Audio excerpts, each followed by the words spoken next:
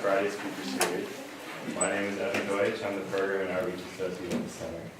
We host a pretty wide variety of social entrepreneurs from different backgrounds, and unless otherwise noted, these talks take place every week at this place at this time.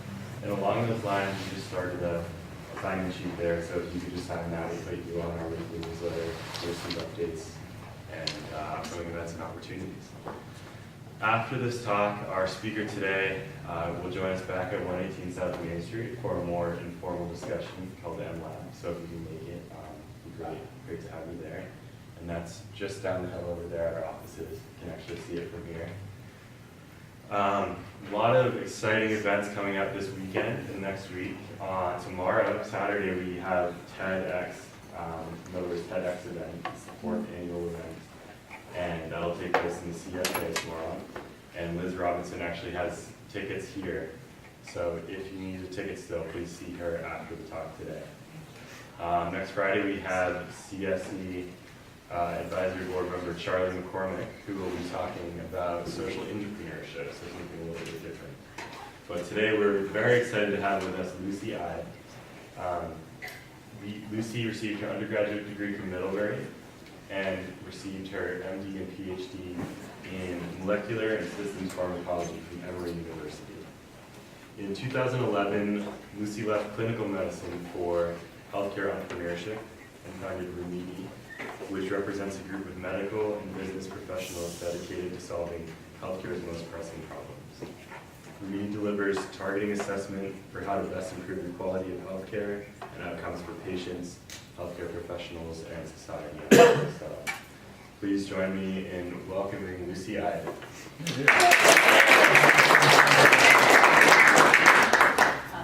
Thank you for the introduction, and thanks to all of you for being here. It's a great time and excuse to be back at Middlebury, and I'll also be talking at the TED event tomorrow.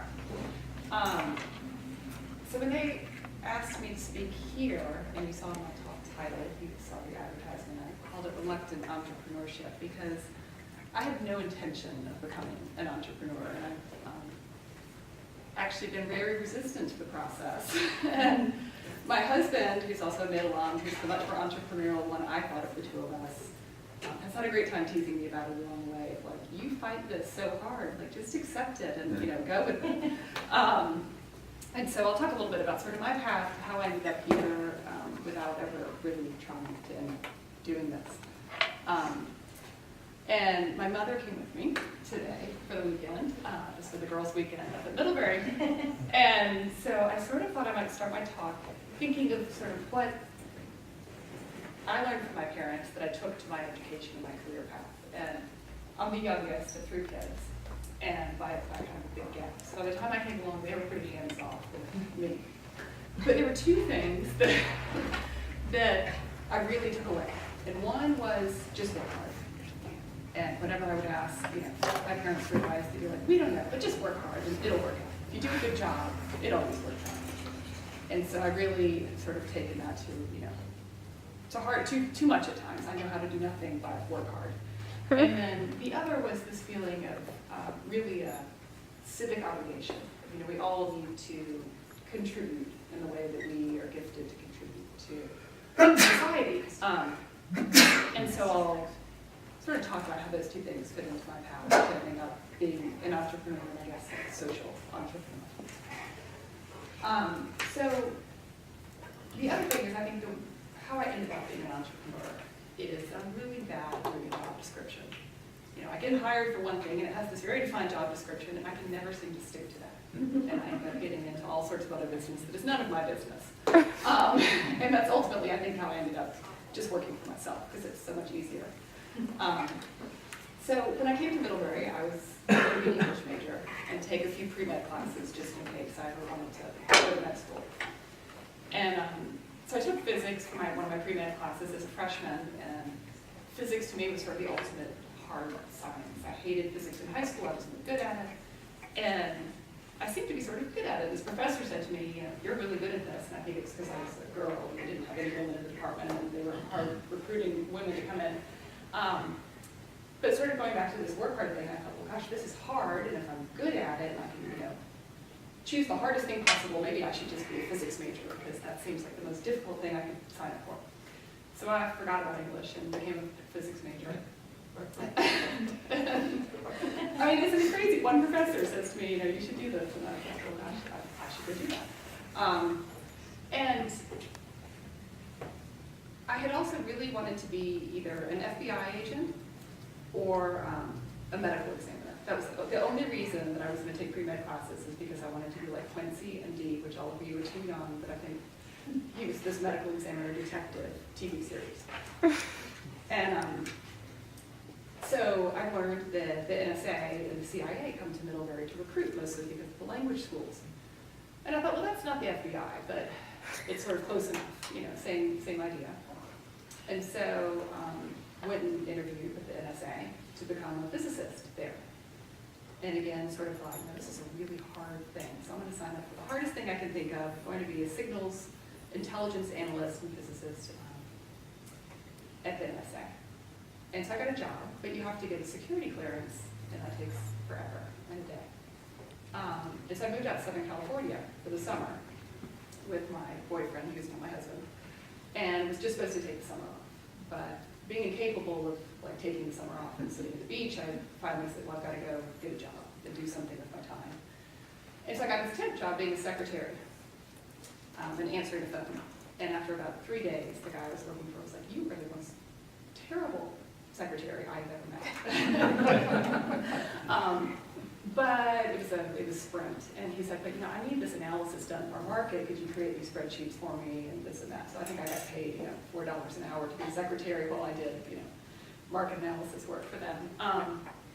But it was sort of my first taste of that. I'm hired to do this, but I really am not good at doing this, or I don't like doing this. But I see this problem over here that they need this other solution. So at the end of the summer, I went to go work at the NSA in Fort Meade, Maryland, as a signals intelligence analyst. And sort of what that means is intercepting foreign communications and putting them all in the database that Snowden is now leaking to the rest of the world. And the problem I ran into there was that we would check out cases from sort of the backlog of cases and decrypt and analyze them and turn them into intelligence for the intelligence analysts. And so my boss pulls me aside one day, and he's like, Lucy, you have to stop doing this. I was like, stop doing what? He's like, you've done all the cases, and none of the other people in the lab have any cases to do. And we need to go read the newspaper. And I was just speechless. I was like, go read the newspaper, but I'm being paid, I come in, I'm supposed to work 40 hours a week. And so I was just devastated. And I went home that night, and my parents actually happened to be visiting us in DC, and my husband, and I said, the worst thing happened at work today. They told me to go read the newspaper. And so I went in the next day and I quit. And I said, I can't read the newspaper for a living. And quickly got hired by a defense contractor to work at the CIA. And sort of doing the same sort of work, but I thought, well, at least this is private industry. They hold you accountable, they want you to work harder, this will be much better, and I can keep doing this work that I really enjoy, but for people who expect productivity, expect me to work as hard as I expect me to work. And if you get hired in private defense work, they actually do all your security stuff after you're hired. So you sort of get paid to work and do nothing until they can get your security clearance. So I would go to this warehouse every day and clock in and sit at a table like this for 8 hours and then clock out. So this goes for about 2, and it's me and everybody else who's been hired, from management down to the janitor. Everybody sits at this table. So after about 2 weeks, I said to them, this is the craziest thing. You've got to give me something to do. I just quit one job because I can't get paid to read the newspaper, and now you're paying me to sit at the table and do nothing, do crossword puzzles. And so they said, well, we can give you some unclassified work. There's this thing called data mining, and we'd like to know if it's valuable to us, and sort of the beginning of big data. And so I got busy working on that, and again, sort of not doing the job that I was hired to do, but it kept me busy and it was challenging. And so I took those skills of working in kind of communications analysis, satellite communications, wireless communications, and decided to step out again of my comfort zone a little bit and went to work for a venture capital firm. that was investing in communications technologies, and I was going to be their scientist, and I was going to tell them, this company has created the most amazing technology, you should invest in this, and this company is totally making this up, and this is not possible, and don't invest in this. And so I sort of thought this is perfect. I get to be a scientist, but I'm doing something more creative and entrepreneurial, and the problem was that there was a ton of money in the system at that point. It's like late 90s, early 2000, the big internet boom, and I finally figured out they just invested in their friends. They just invested in sort of the circle of people who they were networked with, and the science didn't really matter. And so sort of heartbroken by that. I need to get back to science, where you work hard and you earn your merit and sort of prove yourself. But didn't really want to be an engineer and sit in the room with headphones on again, because in the end, that's what being a signals intelligence person is.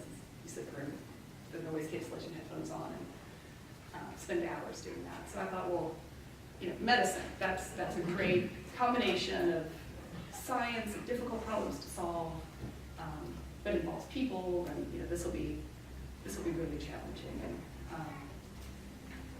but I can't just get an MD. I've always looked up to people when I was at Middlebury. Some of the students would go off to get their PhD, and I thought that was like the most challenging thing they could do. So maybe I need a PhD at the same time. And I'd never taken a biology class, and never really done biological research. So I decided I was going to go to med school, so I quickly had to go get a job doing research so that maybe I would get in, and take all of my post-bac classes, take the MCAT, all of that good stuff, and go to med school. And so, again, my thought process here was sort of, I can get back on track to something that you really have to work hard to be good at, and I can contribute sort of to the greater good at the same time and really be helping people. So I think it was, coming back to those core values of work hard and contribute to society. And, see if I could sort of stick to the job description this time. And, in med school, there's a clear role that medical students are supposed to play, and to go into residency, the residents are supposed to play, and it's a very hierarchical system. But even there, I sort of found myself, getting into business that wasn't mine, like the curriculum of the med school, and why do we teach things this way? And there was, there was when a lot of the medical school curriculums were shifting away from sort of the structured 2 years of hard science and then 2 years of hands-on medicine. And so I got really involved in that, and why can't we be getting students into, the hospital sooner, and that's what we all came here for, not to sit here and take biochemistry for another year. And then sort of the same in residency, so I did OBGYN for residency, and kept kind of running up against systems problems of, why does this work this way? Like, what's the, do we have a good reason? Because if we don't have a good reason why it's done this way, it shouldn't be. And a good example of that, so one of sort of the emergencies in OBGYN is a postpartum hemorrhage. So after a woman has a baby, she's at really high risk of hemorrhaging, and when you're pregnant, about 1/5 of the blood volume goes to the uterus every minute. So it's a liter a minute. And so you can imagine, you can bleed to death really quickly if you start hemorrhaging. And this can happen immediately, but it can also happen like in hours and days to follow. And so as a resident, one of the things you're most terrified of is where these phones, as your phone rings and they say, or a code goes off and they say postpartum hemorrhage room 213. And like you drop what you're doing, you run. And because you don't know, like, is this a nurse who's anxious and she's saying hemorrhage and it's nothing life-threatening, or is it really the real deal and like you need to run and do something about it? And so this happens to me a couple times. As an intern, you're terrified of anything that's an emergency that you were responsible for. But so you just run full out, get to the patient's room, and there wouldn't be anybody there. And I'm like, am I in the wrong room? I mean, the patient would be there, but no nurse, nobody else there sort of to help with this emergency. And so after the second or third time this happened, I was like, okay, there's a problem here. If you're going to call an emergency, like, could we not have a system around that where the things that I need to deal with this emergency show up? Like, I show up, but I need gloves, I need medicine, I need other supplies. And so I sort of talked them into creating a committee to look at this problem and say, maybe there could be a protocol that, when you push the code button, you also do these other things. And that's when it sort of started to dawn on me that this, career plan number 4 I had that I was now going to be an academic clinician might not work out as planned either, because while many doctors do their good by helping those patients who they treat, there was also sort of this opportunity to do good by improving the system. And that's how I sort of began to back into this process of becoming an entrepreneur, because I thought, here I have all of these experiences in technology, doing wireless and communications technologies, a little taste of entrepreneurship and investment and venture capital, and now some real hands-on frontline experience in medicine, and sort of being able to start identifying these systems problems that contribute to the overall problems of our healthcare system, and that really need to be fixed, and they need to be fixed by people who understand the problem, who've been there and done that. And so I thought, well, I'll go back to venture capital, because now I know a lot more about healthcare, and I can help identify good technologies for fixing this problem. And so I thought that was a great plan. But as I sort of started looking into it and the convergence of what's happening right now in our healthcare system of technological innovation, and by that specifically I mean cheaper, smaller technologies and processing power that makes things on sort of a consumer level possible that weren't before. And as all of you, I'm sure, are familiar with the policy change, the economic pressures on our healthcare system, it was really obvious that sort of the window of opportunity for innovation in this space was open. There was a real possibility of people who were willing to sort of take a risk and make a contribution and push the system in the way that I had found myself always wanting to do. Questioning, but why? Why do we have this problem? Why is it that I'm told there's an emergency and I show up and nobody's there? Why is it that,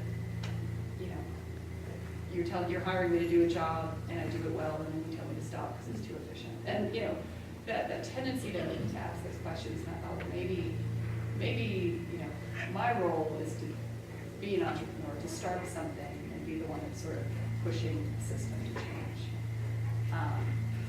And so that was really not at all an intentional career path, and it certainly wasn't a typical career path, but I think I kept coming up against, my motivation is to work hard and to make a contribution, and how can I best do that in the way that I found I could best do that with my skill set was through questioning the system and through innovation. And I think the couple of lessons I learned along the way is, number one, don't call out a big problem if you're not willing to be part of the solution. Because you lose credibility if you do that, and you also lose the opportunity to make a real change if you're not willing to step up and not only say, hey, this is broken, but I have an idea of how we might fix it. Number two was, to understand sort of the players and why the status quo is what it is. Because the system hasn't changed. Either there's a large barrier to change or somebody's benefiting from the lack of change. And so some of my coworkers weren't happy that I complained about being asked to do too little work and quit over it, or, complained about being paid to sit in a room and do crossword puzzles, because a lot of those people were really happy sitting in a room doing crossword puzzles for 12 weeks while they waited for their security clearance. Yes, taxpayer dollars.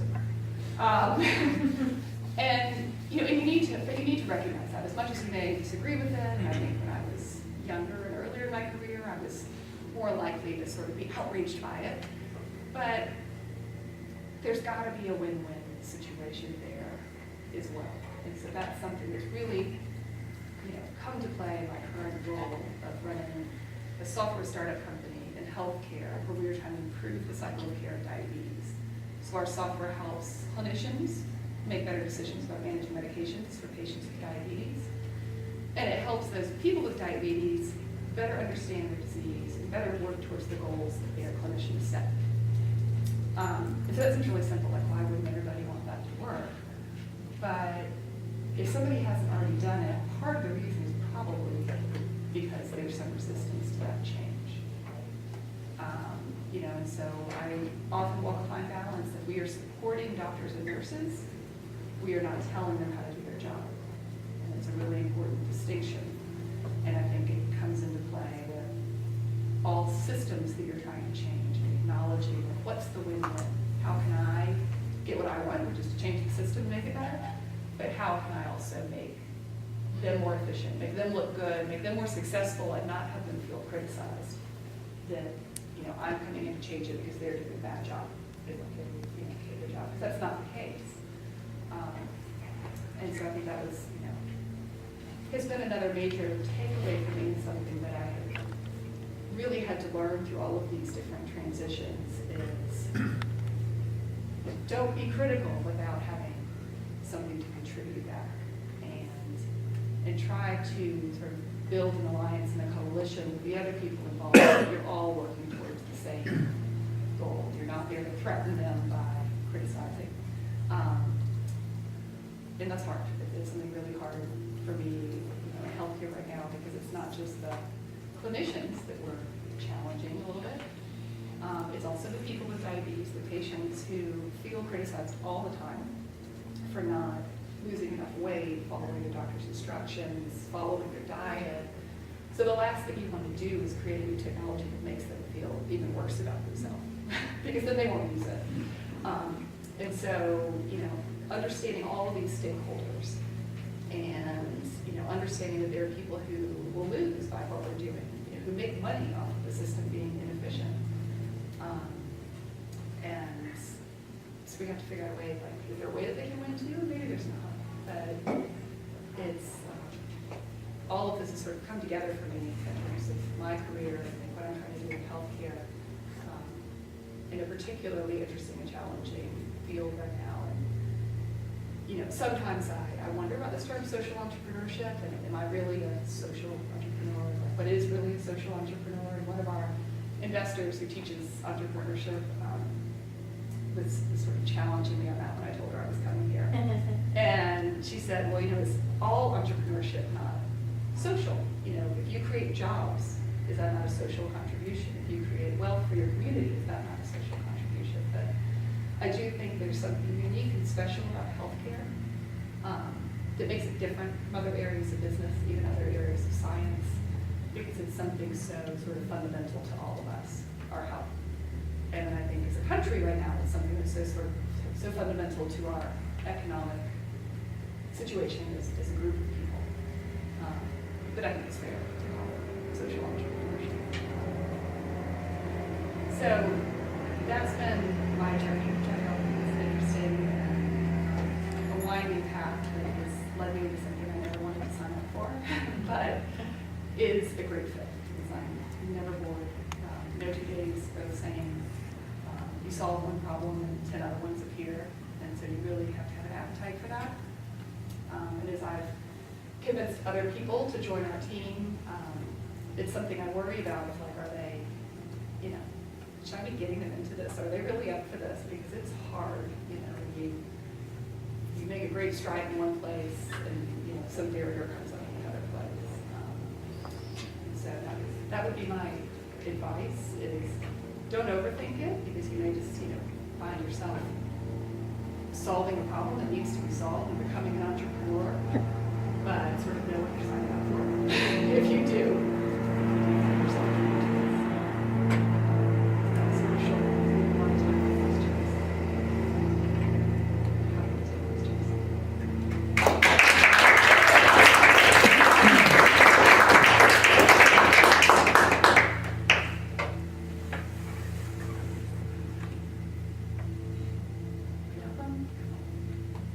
So right now on this campus, there's a discussion about skills, and the narrative sort of goes like this: that, you know, the liberal arts, while as great as it ever was, may be challenged a little bit because the job market's so hard, student loans, et cetera, et cetera. So it's our responsibility to provide skills to students. And in fact, the 3 people you see sitting here in the back, Midcore, PCI, and CSC respectively, have really been given a mandate to provide skills. On the other hand, the liberal arts has always been great at just sort of creating people who know how to think and analyze and so forth. So I wonder, as somebody who's been out for a while, as you would look back on your experience in that question, does the liberal arts have a gap by not being more skill oriented, or are we doing fine doing what we've done all the time, which is having people choose a major to learn how to think and analyze and write, and then sort of find their way, skill-wise and otherwise, as they graduate? Yeah.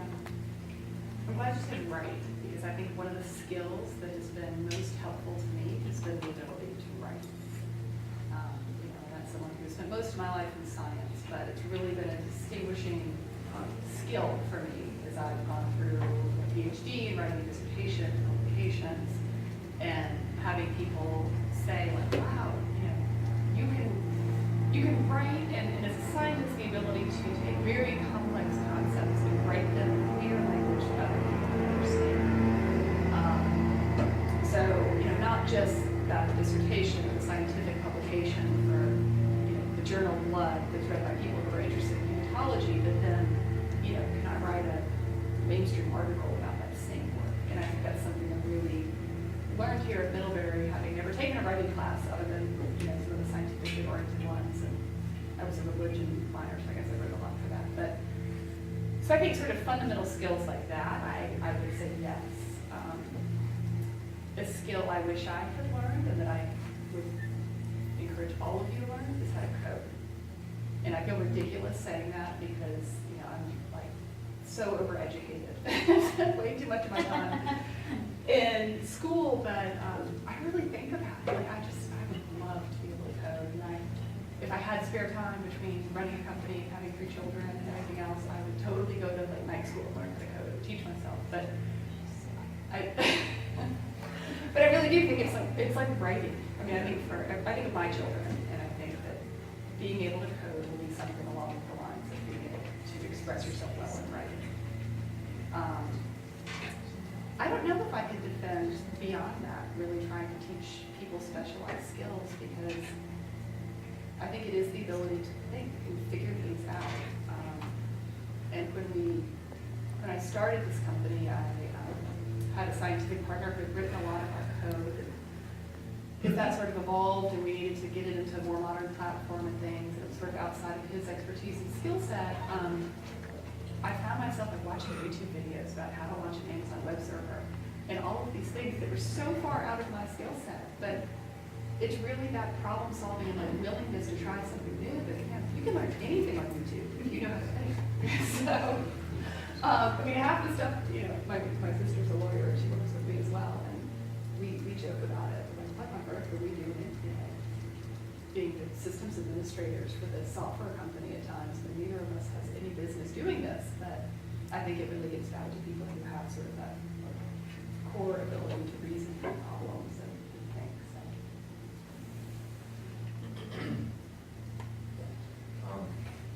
So, Lucie, I'm thinking that this, given the job market currently, a lot of students who graduate now, it's a very different time, in terms of employment.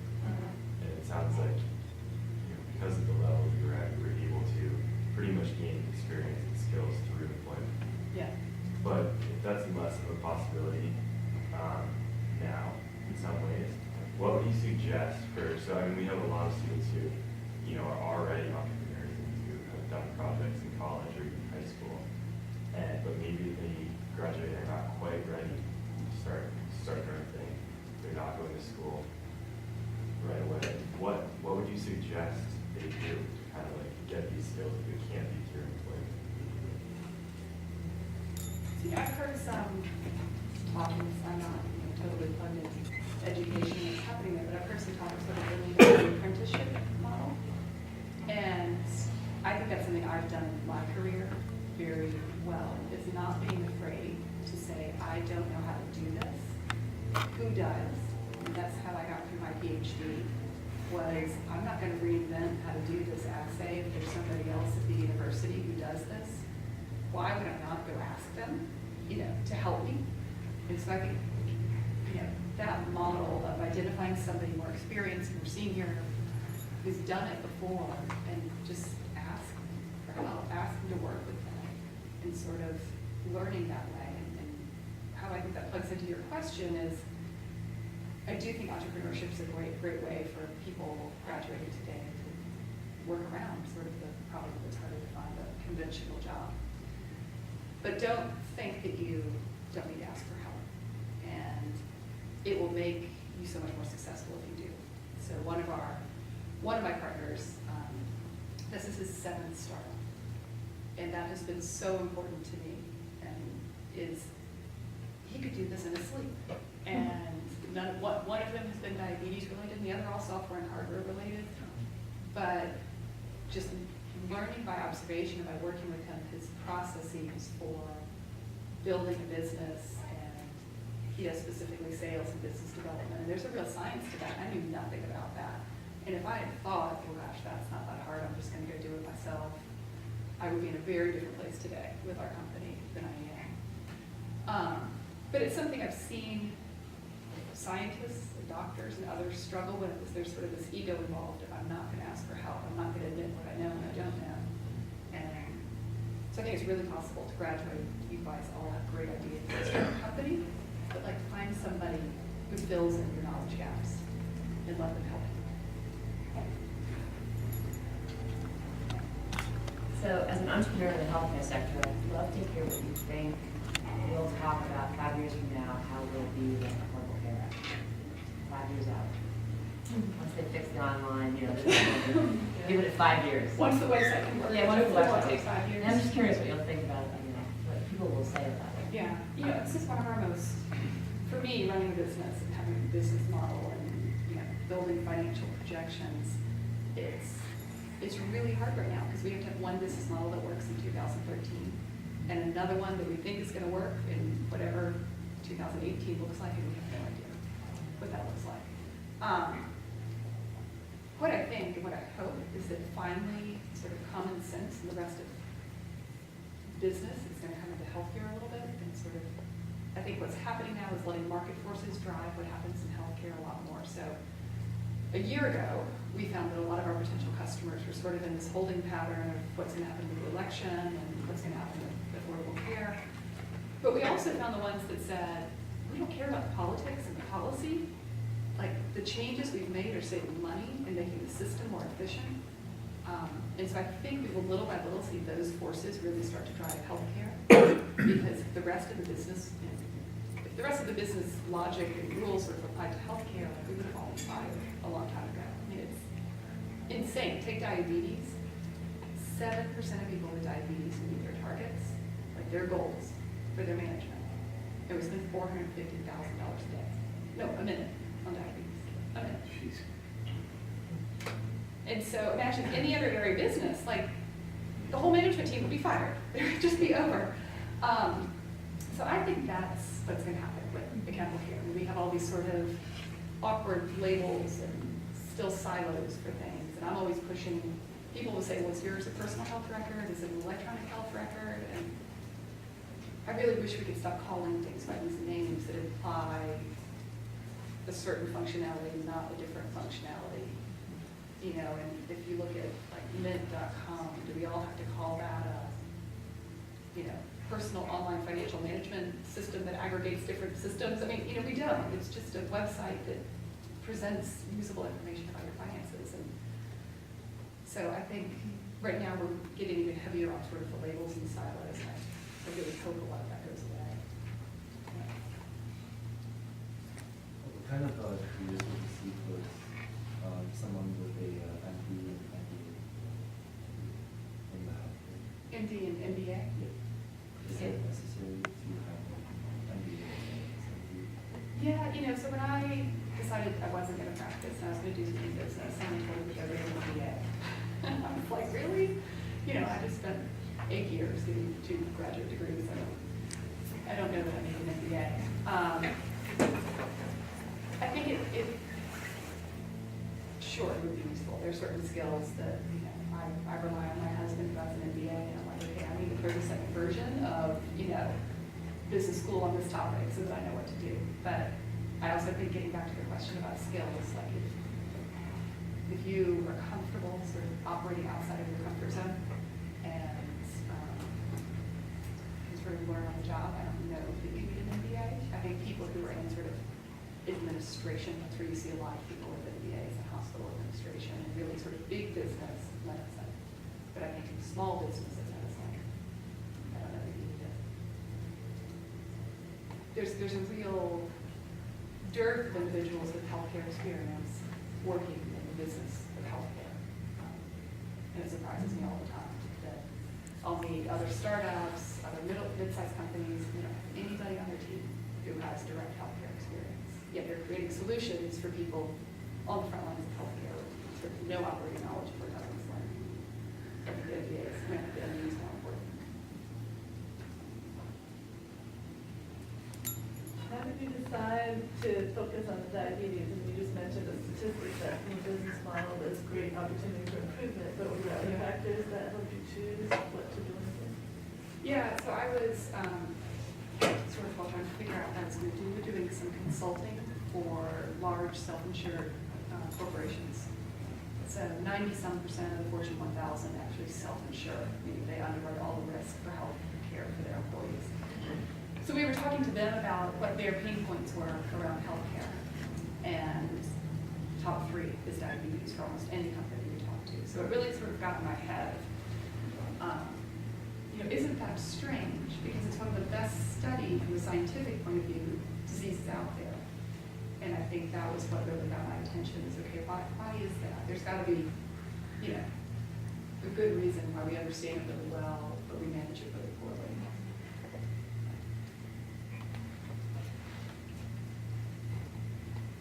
And I would also say, coupled with the fact that people now care about it economically, the fact that these companies are saying it's a problem, and we are willing to put money behind addressing this problem, because that's one of the hardest things in healthcare. There have been many great solutions that nobody was willing to pay for.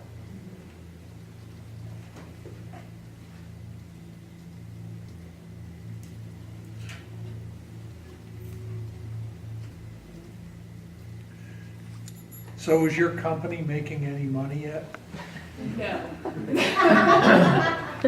Maybe this year. Maybe this year. Yeah. How did you find so much motivation to graduate school and medical school, all of this, to just keep working on the one more? I blame it on my parents. Really,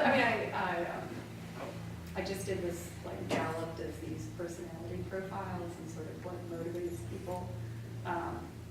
And I think some of us just, fundamentally enjoy working for the sake of working. And I really have to watch myself that way, that I will have this tendency to always sign up for what I think is the hardest possible thing. And because I just enjoy the challenge of it. But yeah, it's a long process. You really have to enjoy it. I think it has to be something that while it's long and it's hard, you enjoy it in the moment. And you can't just be doing it to get to the end. Colleagues and friends I had in medical school who were doing it for some extrinsic motivation. Their parents were doctors. Their parents expected them to be a doctor even if they weren't. It's hard, and I saw them struggle the most with that constant effort you have to put into that career. I would add that you chose a partner in life who's equally as motivated and hardworking. Yes, there's credit to it. So I'm really glad to hear that there's hope for those of us who have vast array of previous work experience and are also interested in coding in our spare time. But I heard you mention that you would reach out to people sort of as mentors in graduate school and look for people who can help teach you, for instance, the assay. I'd love to hear more about how you identify individuals that you could partner with during your launch phase of your venture here, and how you identify the types of people you could do to work with to make the venture successful. Yeah. So this is a great connection back to Liz's comment about my husband, who is one of the world's greatest networkers. Never met a stranger, and we could not be more different. And I, always found this sort of curious and a bit, painful that he would like want me to be that person. And I was like, I hate networking, I don't want to meet new people, I'm like happy with the people I know. You can imagine that being tough though, right? And you have got to get over that. Yeah. I mean, I think a hard thing about entrepreneurship is, you know, I am the company.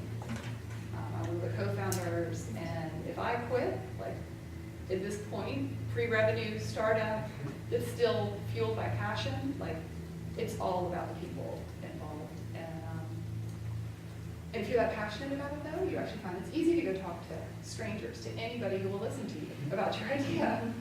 And you find that people want to help you if they see that you're genuinely passionate about it. So I think that's sort of how you get there, is you talk to anybody and everybody who will talk to you and who you think might be interested or who you think might know more than you do about some aspect of it. I mean, our partner, I mentioned, who's the kind of serial entrepreneur, it's almost been 2 years that he's been involved in business too. It was sort of a whim. A friend mentioned to me, hey, you should meet this buddy of mine who I've done business with in 2 startups before. He lives on one side of Florida, you live on the other side of Florida. We met at the Starbucks at the edge of the Everglades for coffee, and just sort of made that gut emotional decision of like, you believe in what I'm doing, I need your help. Can we make this work together? And so you have to be willing to take those risks. Yeah. And it doesn't always work out, but you know, there's a bit of emotion and a lot of gut that happens in entrepreneurship, where you're just willing to jump in and say, I'm gonna make this work, and if it doesn't, so be it. But I spend probably half my time networking, if you want to call it that, but just meeting with people and starting to build relationships with, you know, the ones who really believe in you and support you and have something to add. So would you address a specific area you need, like you need someone with a programming experience and then trying to network your way into finding that person, or kind of happen chance? Or with people you know? Sure. So when I was sort of doing this consulting work and talking to friends and friends and friends about healthcare and what do you know about this and that aspect of healthcare, a former roommate of my husband's from high school in Sweden introduced me to his cousin who worked in healthcare. And so we talked, and he said, well, I have a cousin, or I have a friend in Atlanta who you should meet. He's this professor at Georgia Tech, and he's an MD who's done health IT for 20 years. And so we had coffee next time I was in Atlanta. And then a few months later, I started this company. And 6 more months go by, and I thought, gosh, I should go back and tell him what I ended up doing. And he's become this invaluable mentor to me, sort of unofficial advisor.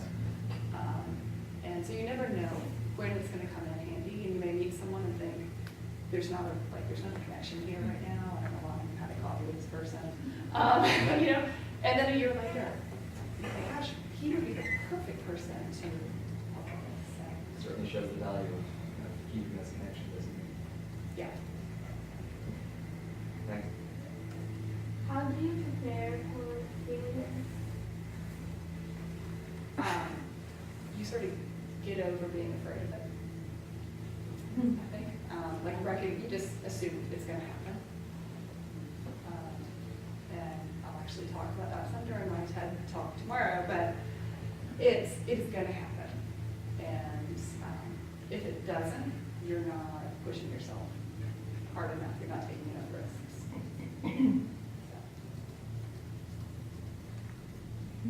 That's my advice on failure. You don't die from it, right? You don't. You don't. I mean, I could consider, you know, at times in my career, when I was making all of these changes, sometimes it felt like failure, you know. But then in retrospect, you start to realize, no, it led me to a better place. And, you know, we were going the wrong way, and of course we failed because then we ended up making the right decision later. So, yeah, failures.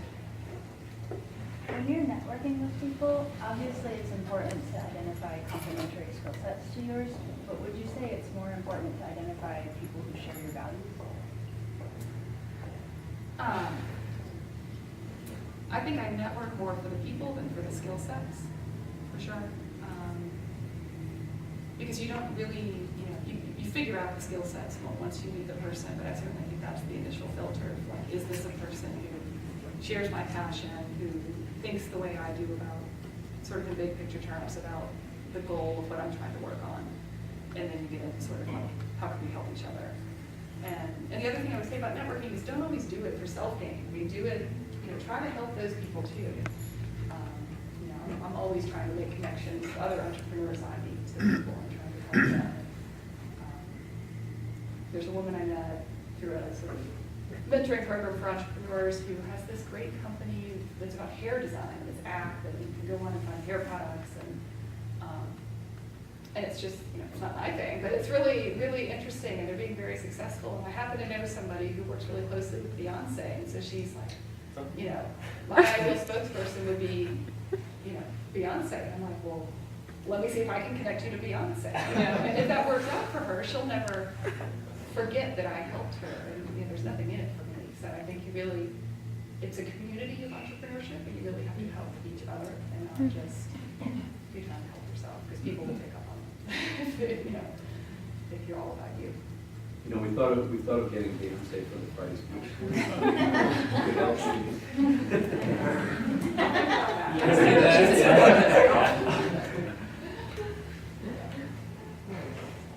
Do you have one influential article or book that you've read that you can share with us? I don't read as much as I should, but I think the book that has stuck with me sort of over the last few years that I think about a lot is like Getting to Great.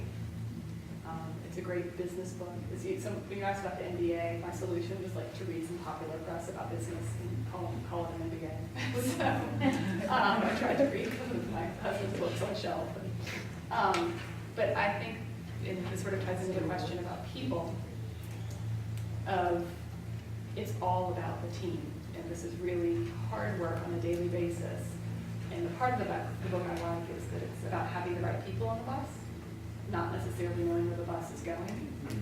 And that's so true, because there's sort of the emotional highs of entrepreneurship, and then there's the drudgery of the day-to-day, and the defeat and the disappointments. And if you're doing that with people who have the right skills, who are passionate about it, and who you really like, it makes it so much more beautiful. And if there's somebody who doesn't fit that bill, like you need to get them off the bus. How do you get people off the bus? Like what kind of... You slow down.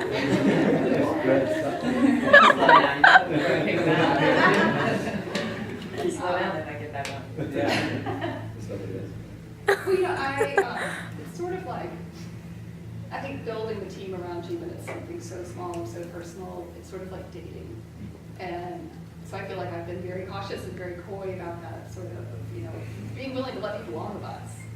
And don't be in a hurry to do that. There are ways to do it.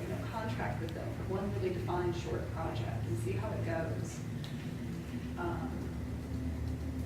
Because many startups that I know, the problem is growing too fast, adding people too quickly, feeling panicked that you don't have all the resources you need internally and you need to bring people in, but you don't have to totally bring them into your company to do that. So we've had great success with designers who will hire. There's a great design school in Atlanta.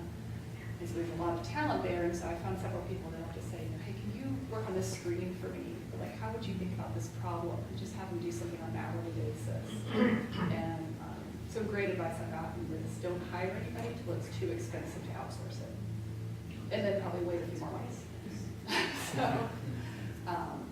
because it's hard to get them off the bus once you get them on the bus, or at least it takes, even if it doesn't take too much money, it takes a lot of your time and emotion. And as much as you can keep your emotion and time focused on sort of progressing your business and not distractions like that, it's good.